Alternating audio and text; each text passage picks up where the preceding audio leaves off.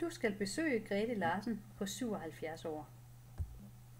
Grete bor i egen bolig på landet. Hendes mand døde for 5 år siden.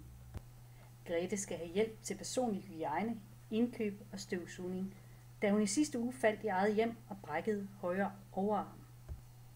Hun skal i første omgang holde armen i ro i de næste 8 uger. Grete lider i forvejen af diabetes 2 og forhøjet blodtryk, som hun er i tabletbehandling for. Da du kommer, sidder Grete og spiser morgenmad. Du hjælper Grete med den personlige hygiejne. Grete klager lidt over svimmelhed. Det er svært for Grete at få sine bukser på, så I bliver enige om, at hun har brug for bukser med elastik i taljen. Det plejer at være Marianne, Gretes datter, der hjælper med sådan af indkøb.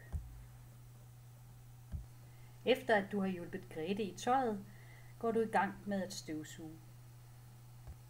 Det sidste du skal gøre, inden du går, er at hjælpe Grete med at bestille varer på Ozuma.